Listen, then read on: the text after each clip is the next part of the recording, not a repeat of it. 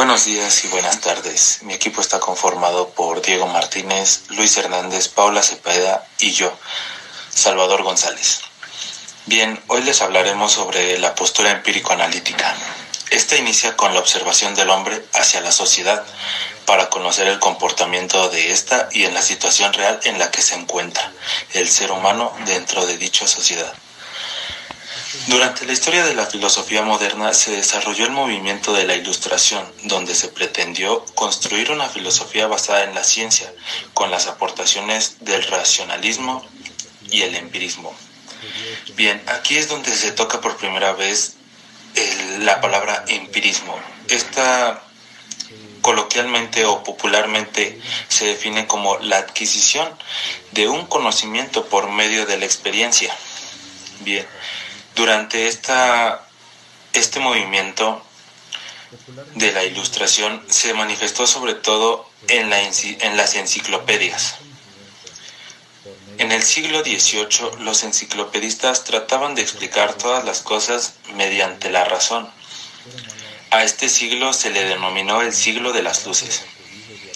Pues ahora bien, los enciclopedistas, como bien decimos, trataban de explicar todas las cosas de una forma en la que ellos habían visto o experimentado estas cosas. El simple hecho de ponerse a pensar que los seres humanos quisimos plasmar ese conocimiento en dichos libros o dichas enciclopedias es algo de admirar, ya que gracias a ello fue un avance muy grande para la sociedad.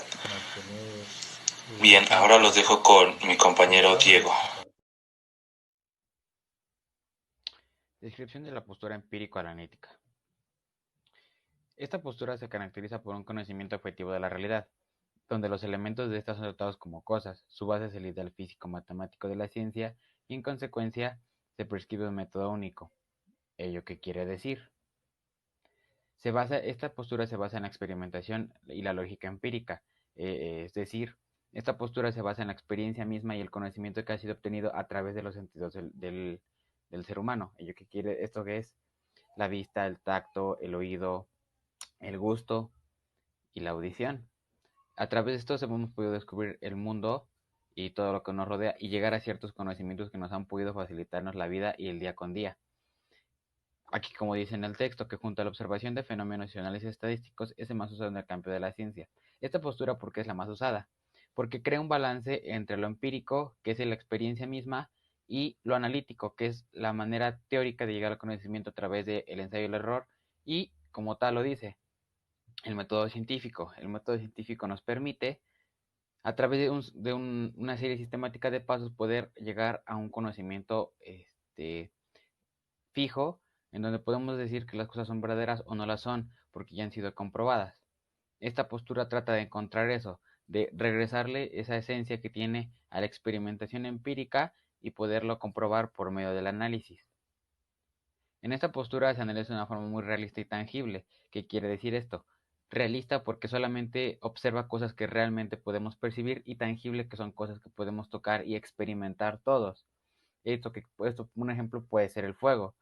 El fuego hace muchos años se descubrió cómo encenderlo, que era algo que quemaba, que al tocarlo con la mano producía calor, que era una herida que ardía. Además de muchos hechos que pueden ser en la sociedad. Por ejemplo, los estados de la materia, del hielo al agua, del hielo al líquido, perdón, de vapores a líquidos. Este ha sido el método en el que podemos encontrar varias cosas. Básicamente esto trata la postura empírico-analítica. Gracias. Bueno, las características de la postura empírica analítica es que se caracteriza por un conocimiento objetivo de realidad donde los elementos de esta son tratados como cosas en su base, su ideal físico matemático, la ciencia y en consecuencia se prescribe como un método único. Otra de las características es que es un método práctico, se ocupa de los hechos que son realmente acontecimientos de la verdad. La verificación empírica, que nos pone a prueba las hipótesis mediante el mero sentido común o el dogmatismo filosófico o religioso, sino mediante una cuidadosa constatación por medio de la percepción. como la imagen que observamos, que una persona observa un 6 y otra persona observa un 9. Así se trata de esto. Autocorrectivo y progresivo, que la ciencia se construye a partir de la superación gradual de sus errores, no considera sus conclusiones infalibles o finales. Este método está abierto a la incorporación de nuevos conocimientos y procedimientos con un fin de asegurar un mejor acercamiento a la verdad de que se vea lo comprobable. La muestra es de sumamente importancia en el método analítico empírico, ya que si los resultados están mal, por consecuencia este va a estar mal. Y una fundamental es el positivismo, afirma que el único conocimiento verdadero es aquel que se obtiene mediante la ciencia, específicamente el método científico. En conclusión, las características del método empírico analítico es que todo se basa mediante el método científico, como ya lo habíamos comentado. Los dejo contigo. Buenas tardes, mi nombre es Leslie Paola y yo les voy a contar acerca de los principales representantes de la postura empírico-analítica. Bueno, empezaremos hablando de Auguste Comte. Auguste Comte fue un filósofo francés, fundador de la corriente positivista, padre del positivismo y de la sociología. Su principal obra fue el curso de filosofía positiva y para él la ciencia es el conocimiento más real y verdadero que existe en el mundo humano. Ok, ahora hablaremos de Francis Bacon.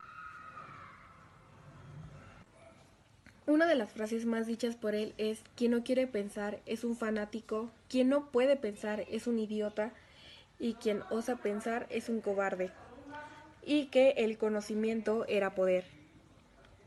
Bueno, pero ¿quién era Francis Bacon? Francis fue un pionero de la ciencia moderna. Decía que la ciencia tenía que tener un carácter práctico fundamentado del análisis de los fenómenos de la naturaleza y de los datos de la experiencia. También para él decía que los sentidos eran infalibles y constituían la fuente de todo saber. Una de sus principales aportaciones fue su obra Novum Organium y el método experimental inductivo, en el que plasmaba algunos pasos como la observación, el registro, el análisis, la generalización y la realización de inferencias. Para proseguir, hablaremos de Émile Durkheim. ¿Quién fue Émile Durkheim? Bueno, él fue influenciado por el positivismo y trató de aplicarla al estudio de los fenómenos sociales. Llevó a cabo postulados de Comte, aplicando el positivismo en el análisis de los hechos sociales. Muy bien, ahora hablaremos de Karl Popper. Bueno, ¿qué hizo Karl Popper? Su filosofía pertenece a la corriente filosófica del neopositivismo. Pero, ¿qué es el neopositivismo? El neopositivismo afirmaba que las proposiciones científicas provienen de la experiencia y se pueden resolver en contacto directo con la experiencia misma.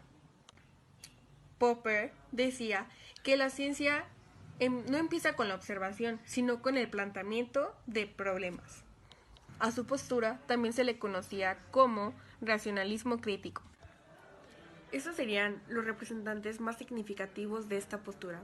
Sin más que decir, los dejo con mi compañero Salvador González. Bien, gracias. Pasamos con el primer ejemplo. Los entrenadores son una persona que nos enseña muchísimas cosas, pero lo que no vemos es que ellos también forman un conocimiento propio. A la hora de tratar con diferentes personalidades dentro del deporte, se va aprendiendo cómo ser o cómo tratar a estas personas. Tal vez no lo vemos muy seguido o no se ve dentro del deporte, pero estos entrenadores formulan un conocimiento empírico al realizar diferentes actividades o realizar o poner a sus alumnos dentro de diferentes situaciones que se viven en la cancha o en el mismo deporte. Ahora bien, este segundo ejemplo es un poco más popular porque, bueno, los jugadores de fútbol americano, como bien dicen, al entrar a la cancha o al entrar a una liga mayor, son un poco novatos, por así decirlo, pues ya vienen de jugar en ligas colegiales. Dentro de estas ligas mayores, ellos generan conocimiento a base de su experiencia. Hay veces que no los meten a jugar o que no están dentro de la plantilla oficial, entonces ellos no saben o no experimentan lo que es estar dentro de el campo. Los que sí, obviamente saben de la experiencia y todo esto. Pues bien, esto ha sido todo. Gracias por la atención y esto es la postura empírico-analítica.